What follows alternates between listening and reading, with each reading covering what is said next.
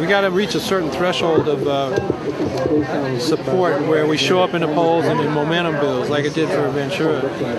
But the potential's there. I mean, the numbers are there, and the place where you'd think the anti-war sentiment was, which would be the Democratic Party, they're holding the Clinton, not because they love her positions, but because they're thinking, it's like, she may, the phrase, he may be an SOB, but is our SOB? I mean, I think that's the way a lot of Democrats feel about it. You break it down in the poll, anti-war versus Clinton is 33% men and women. For, men,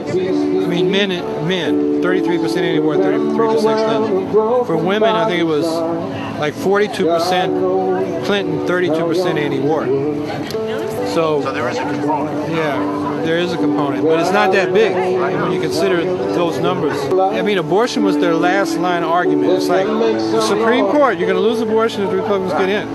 But now the Democrats are retreating on it. So, I mean, what argument can they have that left for us to vote for them unless we do? It's not there. And the reality is access to an abortion was drastically reduced during the Clinton years. The local laws and the qualifications and the permissions, and they just chipped away. I was talking to a lady from her brother-in-law in Texas, had cancer, and they're all she flew down there because the family was all upset, and the doctor said, "Get him the hell out of here. He doesn't have health insurance." They didn't do a biopsy to find out what was wrong. They said, "He can't pay. I need to bed for somebody else who pays." So it's pretty cool. I'm really talking. My wife was supposed to have breast cancer surgery yesterday. It was put over because there's more diagnostics we decided to do.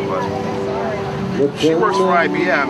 We have like a good HMO to the extent such a thing exists, and I work for the last 30-some odd years as a title insurance underwriter, so I understand insurance policies and all that crap, and how companies tend to disclaim, or so I've been banging heads with them aggressively, and we have good coverage, and yet it's a real challenge to get good health care. Just someone that doesn't happen to have that coincidence of specialized skills, forget everything else. No money, no health care. I don't know what an insurance policy is. You get screwed. They disclaim every time you submit a claim, basically. It's like they do a shotgun disclaimer, so you have to take it to another step to actually get the coverage they contract with you to give you. And I mean, the bottom line is, I'm sure they're saving money. Here, I'm going to disclaim 100 claims presented to me. 5% are going to fall off, or 20% are going to fall off immediately. They're just going to pay the bill or default on it and have a money judgment against them or whatever. Then there's another layer of screening, I think. I mean, I don't have their playbook, but I told them up front that I thought that was their playbook, and that I was the son of a bitch that was going to drag them into court and make them disclose what their patterns are, and I'd be the one taking them up to the insurance department when they're up there defending their license. I said I'd drive. So they got nicer a little bit, but not much. They're still fucking us around. It's probably a good issue for the comptroller, since the controller, he does audits, and I've been reading those audits. It's fascinating. It'll say, for instance, the Racing Association, that we subsidize to the tune of $30 million. Whoever heard of it? They lose money. So the comptroller audits them and says they have no procedures in place to account for the money they take in and giving it to the state. So the comptroller says they have no books. This is a weakness, but that's the end of that. File it in a drawer someplace, nothing else. He doesn't go to the Attorney General and say, but yeah, the same thing goes with the insurance companies. Presumably, every state contract he signs off on, so he can, in fact, audit them, come up, and I see, actually, in the audits, it's there, except nothing else happens because he does his job, period, and stops there. Okay, but I filed a report, finished. Now, that's the end of it. He could get on TV every night in the week and say this, that, and the other thing are happening. Look, here's the evidence, but he doesn't do it. The Housing Finance Agency is charged, and it's another authority, charged with subsidizing the building of affordable housing. Last year in New York City, $12 million was allocated for it. $6.5 million went to build luxury housing. The developers got $6.5 million for luxury housing and $5.5 for affordable housing from an agency charged, and he's the guy that's in charge of auditing them, supervising their work.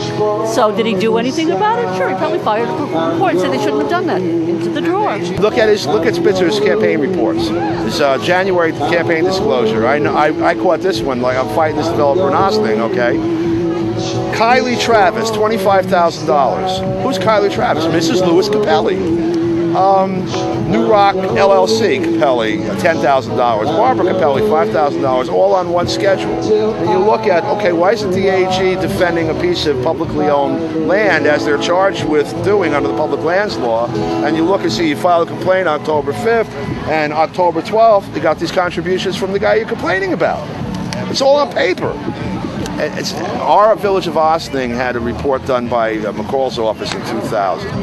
And for the third time, they reported, just matter of factly, that the village does not have a chart of assets. So they have no idea how many cars they own, what real estate they own, how many, typewriters, computers, cassette recorders, telephones. They have no idea what they own, what they've bought, what they maintain, what they've sold.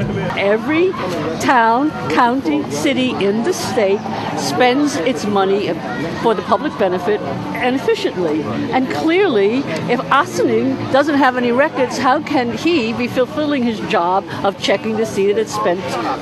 And the other thing is this mind-blowing business of $140 billion investment fund.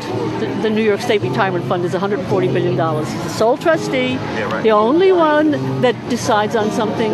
And a couple of years ago, Mr. Hevesy decided to invest $200 million in a hedge fund that was being created by the husband of a donor of his. So New York State put $200 million in that hedge fund, and then he took the hedge fund creator to California and got the state of California to put another $50 million in. So he put $250 million into a hedge fund. Now, it would have been nice if they invested that in affordable housing, for instance, but you know what they invested it in?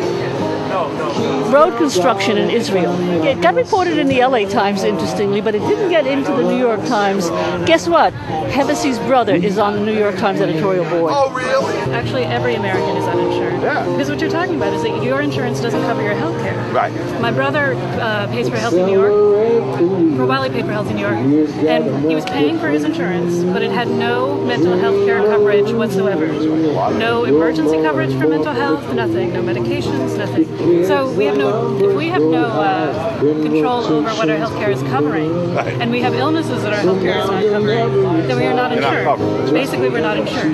And I know when people are in a situation, like when they have cancer or they have mental health problems or what have you, the gold stars to get onto Medicaid, because then that will cover everything. So if our insurance is coming from the government, we can cover everything. Right. I agree. Once we decide legislatively this is what's covered, that's what's covered. So. I mean, the whole medical industry needs to be totally socialized. It's obvious that the society should take upon itself at least these minimum steps, that everyone should be able to live, and everyone should have health care, everyone should be able to eat, live indoors, I meant to say. Basic things like that. It should be it's the purpose of a society. I mean, what else is the purpose of a society? I mean, if you don't have that, we can't survive. We're going to go to the moon and stuff and do all these other things, but you can't eat, you can't have no place to live. And so, I mean, that's a big move. Well, from here to there is a long walk maybe, but if we don't get there pretty soon, it's going to be pointless. I think. I don't see how our species survives, 3 generations, 4 generations out if we're not doing something extremely, like a big major shift in direction.